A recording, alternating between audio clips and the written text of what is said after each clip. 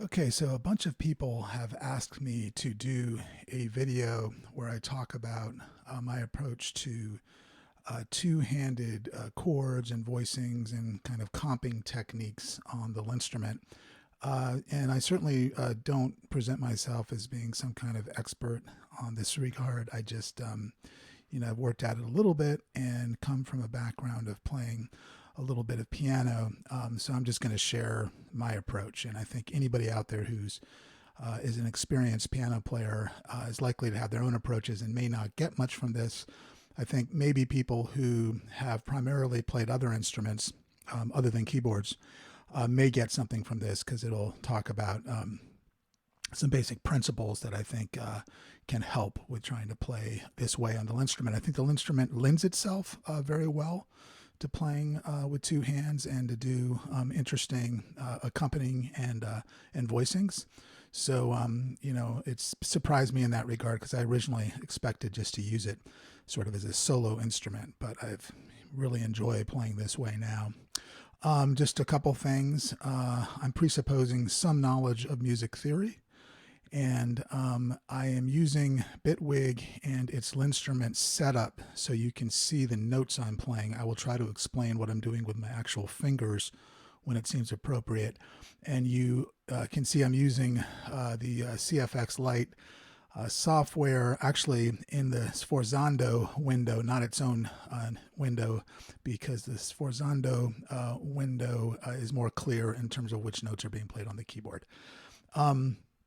So anyway, let's jump right in. Basically, to start, what I would do is recommend getting used to playing octaves in the left hand. So there's an octave, for instance. That's C to C. Now, just to backtrack for a second, I'm assuming most people, if they're watching this video anyway, have checked out how to play basic chords, basic sort of say a major triad like that. Have looked at maybe some of the inversions of major triads, and have gotten maybe somewhat familiar with that stuff, and also minor triads. I'm going to presuppose a little bit of knowledge of that on your part, although it's not actually necessary for you to be totally fluent in those things to get something out of this, because I'm not actually going to be using a lot of the sort of traditional triads in this approach, although you can certainly do that. So anyway, what I would say is, and what I did was got used to just sort of the feel of playing octaves in the left hand, and I'm using my thumb and index finger, my thumb on the bottom note, index finger on the top note, in doing this. And that's for a number of reasons, but really it frees up your other fingers to do more if you use your thumb on the bottom. So I would recommend getting comfortable with using the thumb on the bottom for chords in the left hand in any event. It also is helpful in the right hand, but that's another thing we'll get to. So one other thing in sort of working with kind of getting a little bit just sort of used to moving these octaves around, one thing you might want to try doing is a little bit of it with your eyes closed. And that's because one of the things that can be challenging about the LinnStrument, I think, in playing in this regard, in this way, is that sometimes you don't actually see all the notes you're playing in your left hand, particularly if you use your thumb and it kind of goes under the hand a little bit. And so it can be helpful to really get a feel for it. And one of the ways to do that is to close your eyes. I'm doing that right now as I practice, is to sort of close your eyes and get used to sort of what it feels like to jump around a little bit. And what I would suggest if you really are serious about trying to learn this style of play is just to practice a minute or two each day, starting with this. And just sort of getting used to, in a relaxed way, moving octaves around. And then fairly quickly, what I would do is add in the third above the octave. So that's what that looks like. And what I'm doing there is playing it with my thumb, index finger, and middle finger on the E, or the third or the 10th. However you want to look at that, up top. So this is great. What's really great about the LinnStrument in terms of its ease of sort of playing in this style is that once you get used to this, it's very easy to do. It's very easy to play a 10th in the left hand. And on piano, it's not very easy, particularly if you're starting with the pinky on a black note, like in say E flat or D flat. That can be a tough stretch, that 10th. But on this, again, the isomorphic layout is great. You just learn that shape in your left hand, and you have a movable 10th. Octave and 10th in your left hand, which is a really nice full sound. A lot of piano players don't do that because it's a little bit challenging to do, and they stick with octaves in the left hand. And if you're playing in any style of sort of accompanying in piano, you are going to at some point play with a sort of an octave or an octave 10th in your left hand, and that'll often be sort of your foundational spot, particularly with pop and say Americana or some styles of rock and roll. That sort of left hand holding down an octave, indicating the root in the left hand, can sort of be a standard place that you sort of stay, sort of a home base. And if you're able to throw in that 10th easily, and of course the minor third would be that. It's actually still quite easy. Actually, with the minor third, you can either use your middle finger or your ring finger to hit that third, whatever's more comfortable. But it's easy to do as well. And so I would just, again, get just sort of accustomed to moving those shapes around. Again, this really gives you a great, nice, rich sound in your left hand that lends itself to a lot of different styles and gives a rich sound to it. And the other thing is it really indicates the chord you're playing, and so it frees you up to play other notes that are outside of the basic triad of, in this case, C, E, G, of the major C chord. You don't have to worry about hitting that third with the other hand, because if you're hitting the first note, the root note, and the third or the 10th in your left hand, you're indicating the chord. So in particularly in pop and Americana style, something like that, you don't have to worry. You've indicated the chord already, so you're free to do sort of extensions or however you want to look at it with your right hand. One other thing, let me get into right hand stuff, and I'll come back to the left hand in a second. But again, so this would be the first thing, just to summarize again, is just first getting that octave, then adding the third, and then getting used to that, and just I would spend a few days, a couple minutes a day, just sort of feeling your way around, the 10th or the also the minor sort of 10th there. Just getting used to moving those shapes around. So the cool thing is, once you have that, again, it's a very nice, rich sound. It's richer, it's richer than just that octave when you have that 10th in there.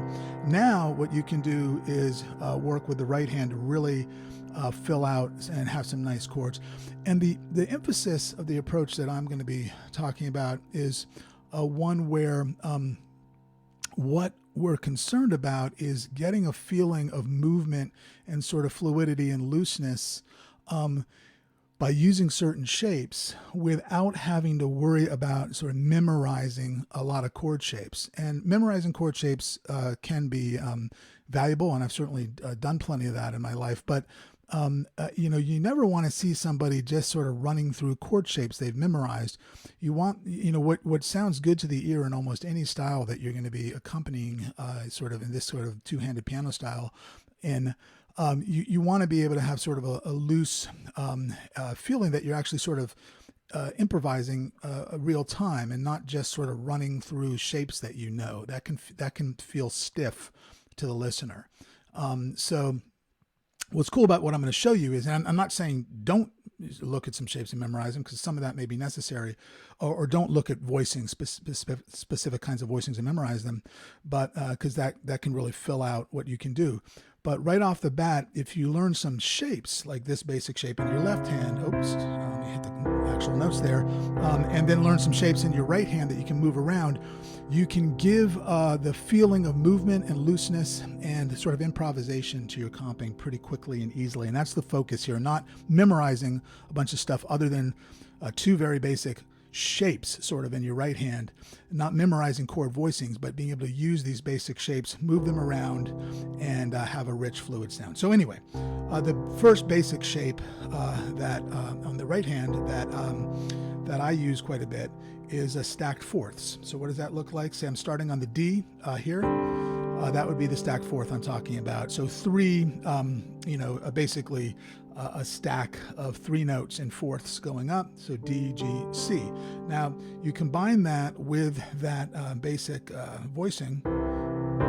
That's a nice rich sound. And if in terms of music theory, what that is the second on the or the ninth on the bottom there, and the fifth, and so you actually are filling out the entire triad here, and then on top you're hitting the root. So it's really the only note that's not in the basic triad is the ninth or the second there, the D note.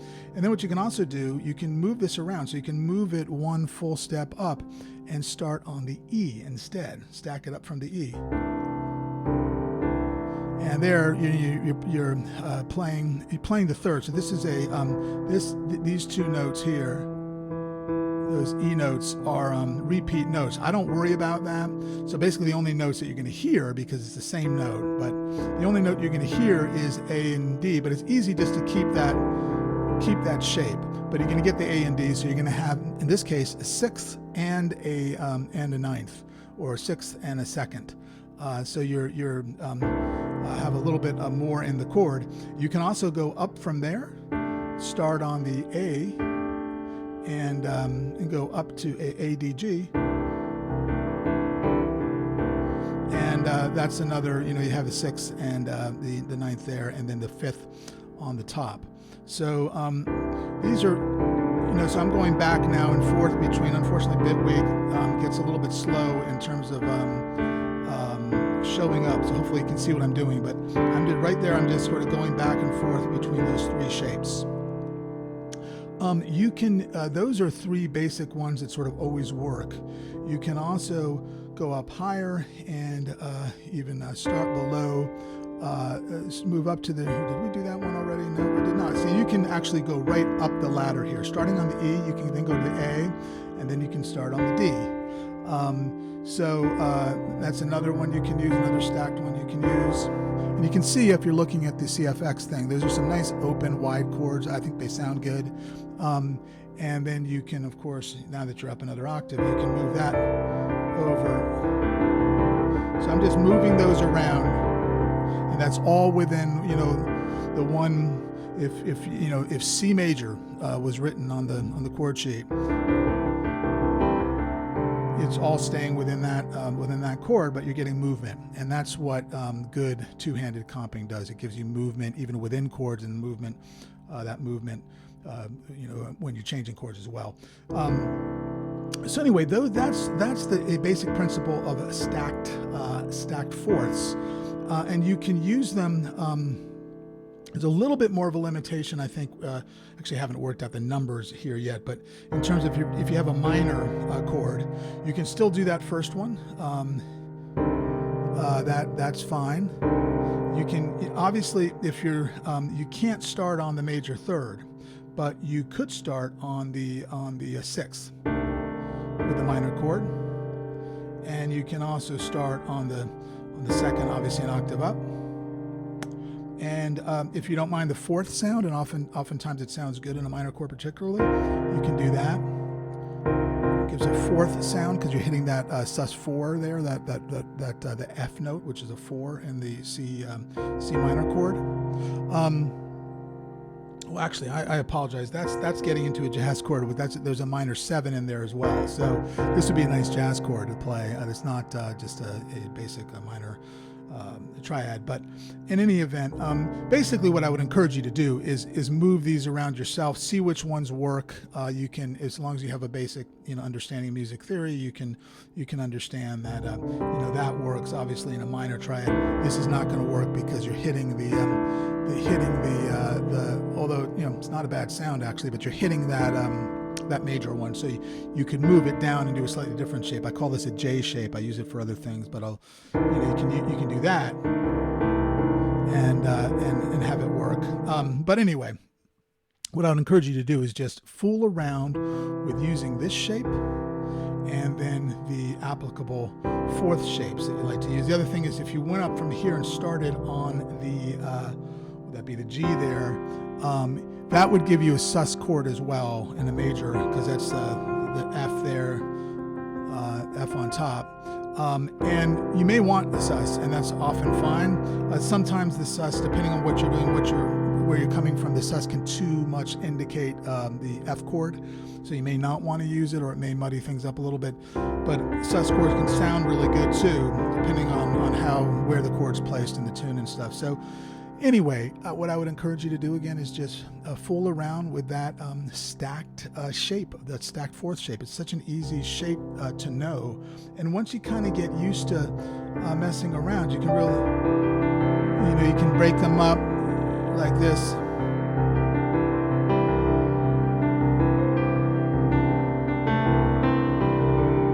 And that's another thing about playing two-handed. If you're not used to playing with two hands like this, one way, real simple way to get a little bit of looseness early on is to say, take a chord like this.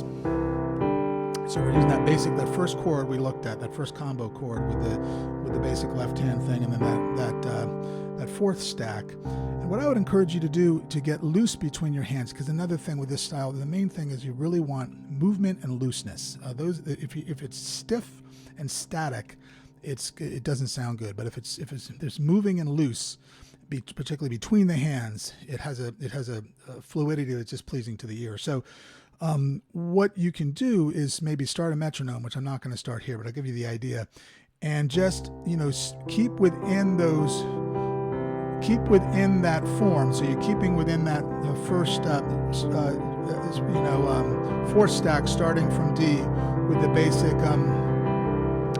basic left-handed 10th thing there, and then you're just making sure that every note you're playing, you're going back and forth between the hands. And you can start with a metronome real slow and just do random notes out of those sort of shapes, but make sure you're going back and forth between the hands. And then you can do patterns like 1, 2 in the next hand, 1 in another hand, 2 in the next hand, 1 in the other, 1 in the other, 2 in the other. You can make up sort of patterns that are rigid at first, so it feels rigid to do it and it feels awkward when you're first doing it. But eventually you just kind of want to have the ability to just kind of, do like, I'm not thinking about it here, I'm just kind of, you want to be able to break the chords up and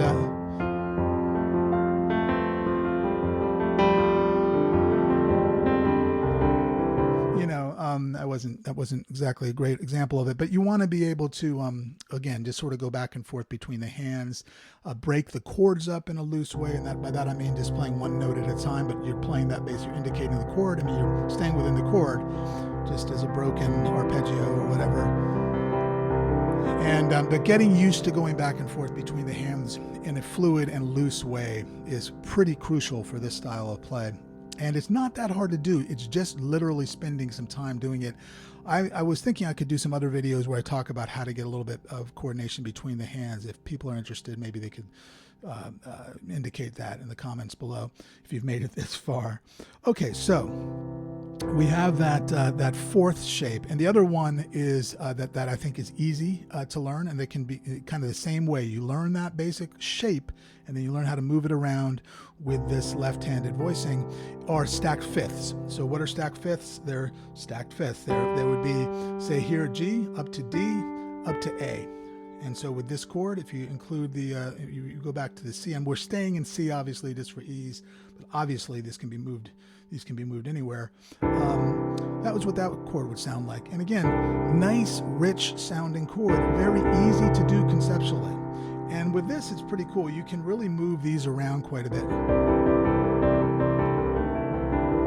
So that's just moving it up and down. And first, here I'm starting on the D with it, then going up, starting on the G, then going up and starting on the C. And if you don't mind the sus4 tonality, you can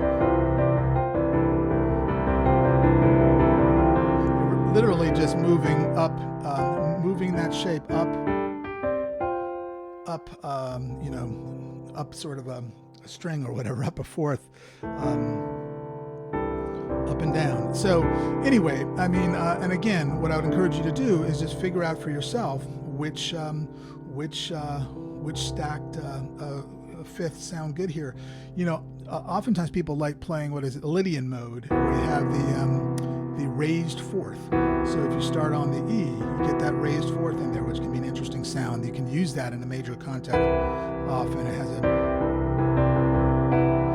has an interesting sound. But anyway, just use your ear. But really, if you just stick to starting it off the D, starting it off the G, starting it off the C, and if you don't mind the sus4 tonality, you can start off the F. You can also start it off the A down here, which is going to give you, that's going to be more like a jazz chord sound, because it's going to give you the major seventh. But if in the context of movement, even if you're trying to basically not play super complex chords, if you're just trying to play a C chord, if it's in the context of movement, that major 7 or the sus4 can often sound good. So again, it's kind of where you land and what you emphasize. But so those are the two basic shapes, and what I'd just say is, you want to make those your own. You want to, move them around, experiment, see. There may be some ones that throw some other colors in that you like, but you can always stick to these basic ones that I've shown you. But of course, you can do that with any chord, and it really offers a lot of richness. And when you combine them with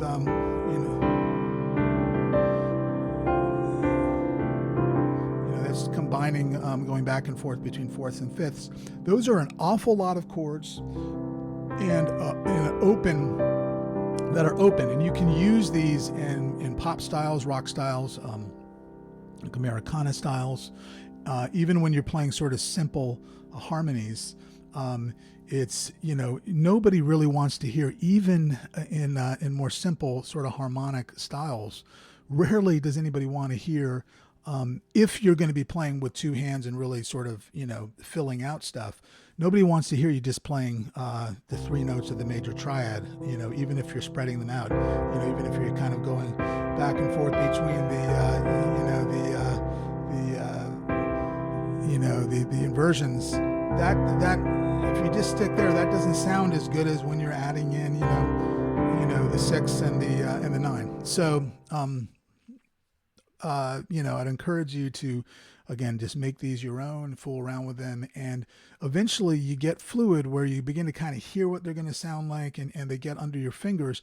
But just with these two shapes in the right hand, that shape and that shape, combined with one shape in the left for major, and then a slightly different one for minor, and you learn how to when and where to move these around, you have a lot of different voicings of chords, and you're not really memorizing them. You're getting used to playing them dynamically and sort of improvising them, and that sounds good when people hear you do that, because all these voicings, in my opinion, sound good. I think stacked fifths and fourths just sound pretty good.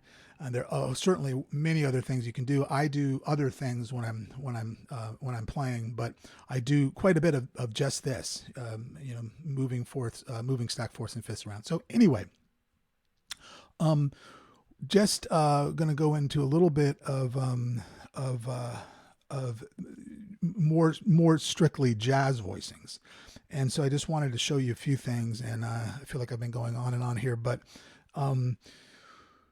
let's just talk about jazz voicings for a second. The way that I approach them, is particularly when I first started playing the LinnStrument, was I sort of borrowed from my quite limited knowledge of guitar. I play a little guitar and a little jazz guitar, or have struggled to over the years. And one of the, with jazz guitar, if you learn it, anybody who learns it is going to learn some of these simple sort of 3-voice, sort of early jazz swing style voicings. And so for an example, one of those would be this major 7 voicing, where you're playing the instead of the octave, you're moving that one down, and that's the major 7th, and then you're adding the 3rd on top. So really, it's very similar to what we were playing before, but it's a slightly more complex harmony, because you have a major 7th in that left hand. So that would be the major in among these. And then if you wanted to do a minor 7 with this kind of same basic shape, you just move those 2 down, and that's a minor 7. And then if you wanted to do a dominant 7, and we're just going to stick with those 3 for this, this is the shape you would do. Okay, so again, that's the major 7. That's the dominant 7, and that's the minor 7. And those basic shapes are quite easy to play. You can get used to them quickly. You can also use them. This is a little bit different, but in like easy 2-5-1 progressions, you can use these basic shapes and go. Well, this is actually a slightly different shape because it's an inversion of the dominant. But if you say this is a D minor 7, that's G dominant 7 to, that's a very simple. And if you didn't want to do an inversion there, you could do D minor 7 to, that's not an inversion. That's G, B, and F. I mean, that's a root. You have the root on the bottom, is what I mean. And then there. So those are very simple. It's a very simple 2-5-1 sort of voicing that you can learn and move around anywhere. But the cool thing is that if you apply the stack 4th and stack 5th principles to these voicings, they work great. So like if you, again, let's just do a real simple one. Start on the D here with the stack 5th, or, oops, well, I just did that. I'm glad I did that to show you. One of the challenges when you're playing with this voicing here, either the major or the minor, is that you have those 2, and you can't play, unfortunately, on the LinnStrument, 2 down here at the same time. If you do it and then sustain it and then play it, you can, but you can't play 2 at the same time. So it does limit a little bit what you can do, but you can learn to get over that. And so you have to be aware of that if you're playing these chords. But anyway, just some stack 5ths. You can do start on the G here, starting on the C up top there. Again, very nice rich sound. There's a stack 4th, starting on the A. There, I'm throwing in a sus4 there, but that's starting on the G.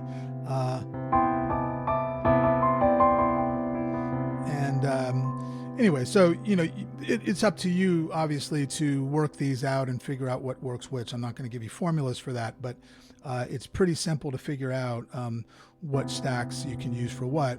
And then with minor, obviously the same thing. And you can go to town and just use these all over the place. I mean, that's a nice wide open minor with just using that basic shape in the left hand and that stacked 4th starting on the D in the right hand, and you can.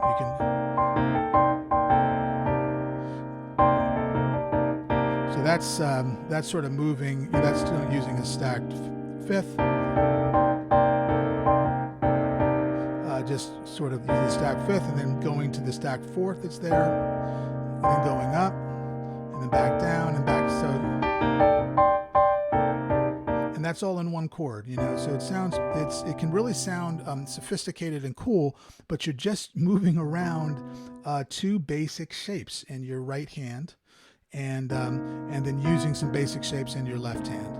So those are the very basics of my approach that I just sort of started taking when I was learning jazz tunes in terms of voicing. That was a simple. I just am lazy, and I wanted the simple approach that could quickly get me without having to memorize a lot of chord shapes or a lot of chord voicings that could get me. Rich sounding voicings. And somebody online actually mentioned, it's frustrating because, for instance, there's a famous chord voicing that Bill Evans used in sort of the seminal Kind of Blue album on So What, and he used it, and he began to incorporate that in his playing. McCoy Tyner also plays a lot of 4th voicings, and that voicing actually uses stacked 4th in the right hand, in the left hand rather. And the full voicing is that, and unfortunately LinnStrument, I'm splitting that between the hands here. Unfortunately, the LinnStrument does not allow you to play 4 notes in a row going up, which is frustrating. But if it did, you could actually play that all in one hand, which would be kind of amazing, being able to play a So What voicing in one hand. But what's cool is you can certainly experiment with doing these fourth voicings, using the stacked fourth in your left, and you can, of course, you can memorize the So What voicing, and you can learn how to move that around and do it with your eyes closed a bit. I've done that a little bit, but you can also get some really interesting sounds by stacking fourths above that. So, that to me is, those are nice and moving. So you can really do a lot by instead of doing those very basic voicings, stacking fourths in your left hand. You can also stack fifths in your left hand and create voicings out of that too. So you can use the stack fourths and the stack fifths as sort of left hand sort of foundations as well, and many people do in the world of jazz piano. So anyway, one of the things I think that makes a LinnStrument so cool is that these fourth and fifths are easy to stack. The shape is easy. They don't change as you go between keys, obviously. And so again, it's a way to sort of quickly get some dynamic movement in your playing without having to memorize a bunch of stuff, and to have a sense of improvisation as you're doing it, and looseness. One other thing I thought I would just show people is another voicing that can be helpful, and then we'll wrap up. It's what I call a D shape and a J shape. You can use them together. So what this is, the way it's being used, the way I'm thinking about it right here, is that it is a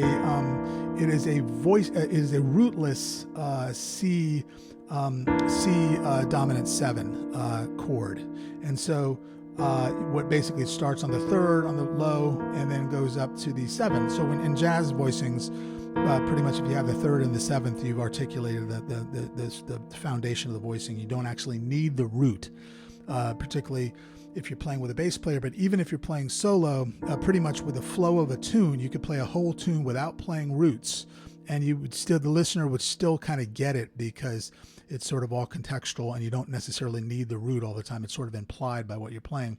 So, most jazz players, I would say probably predominantly play rootless voicings. Certainly play a mix. I mean, almost no good jazz players just play voicings that have roots in them. And this is one way to sort of quickly learn some rootless voicings with dominant chords. So that's a nice voicing. And then the sort of sister voicing to that is, and this is very common, this is a very common voicing, is this one, which is more of a J shape. So in this one, you still have that 7th on the bottom, and then the 3rd in the middle, and then the 6th on top. So you can go back and forth between these, and you can play entire blues tunes easily, just by using these voicings on the bottom,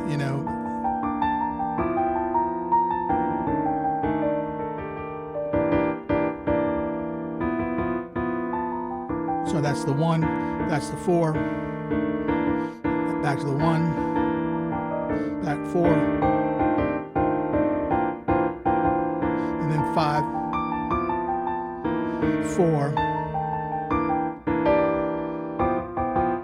5. So hopefully you're getting that. And the cool thing, what I'm doing is here, I'm using these as the foundation, but I'm also just doing here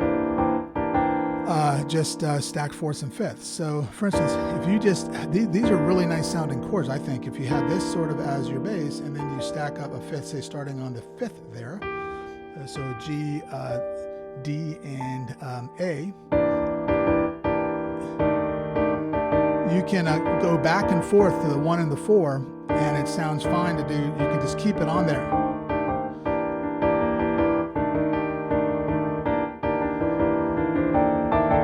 Anyway, you can fool around with that. Those are good foundational things. But the cool thing is that gives you some chance to move about with your left and right hand. And And one thing you can learn to do is also kind of play the sort of D shape in your left hand and the J shape in your right hand, and then alternate those as you go up. If you see that, so you can use those in both hands and get a nice sound. And those are very commonly used in jazz.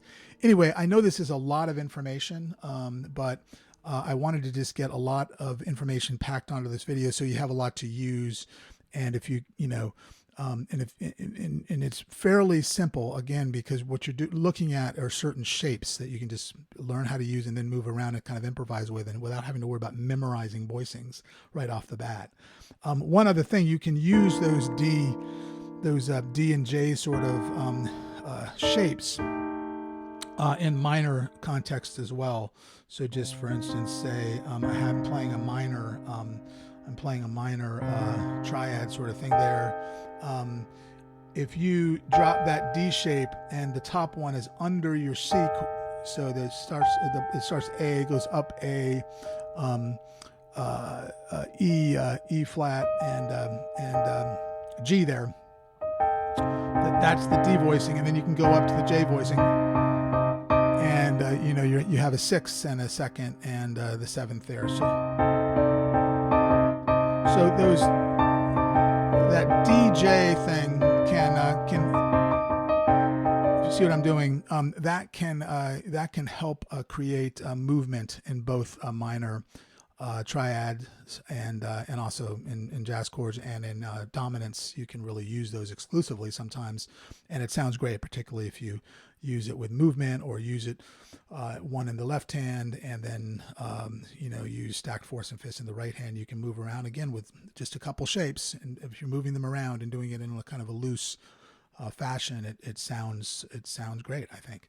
So anyway, that I'm gonna call it quits there.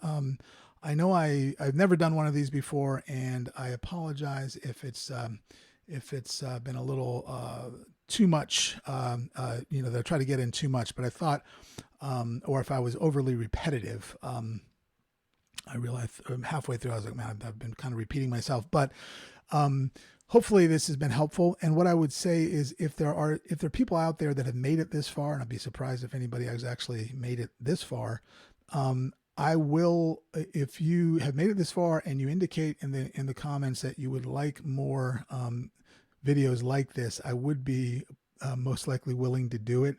Probably, I don't know what number it would take. I don't know if I'd want to do it just if there were one person out there, but if there are a few people out there that are interested in this, I would be willing to make another video. This kind of scratches the surface of what I do, although really in a lot of the tunes that I play, a lot of what I'm doing is this. But there's plenty of other stuff to talk about, but this can be a good foundation. So again, I would just say, just to summarize, learning those octaves, learning that sort of octave tenth in both major and minor, learning stacked fourths, learning stacked fifths, very simple shapes, learning the D shape, the D shape and the J shape, the rootless for dominant chords, and then you can use them in a different context in minor chords to create movement. Those are the basics, and it gives you a lot to work with. And if you can work on getting some fluidity between your hands, you can begin to approach tunes and use these shapes, move them around, and have real interest. And it shouldn't take that long until you can do it in a way that is interesting to the listener. And of course, I'm not saying don't memorize, different voicings. That's great, but that'll you can use those. You can use what you memorize in combination with this approach as well. But this approach can get you quickly playing, sort of in a loose way that is not just rigidly hammering away a voicing one after the other, but is sort of you can make your own. So anyway, I hope this has been helpful to somebody out there, and thanks for watching.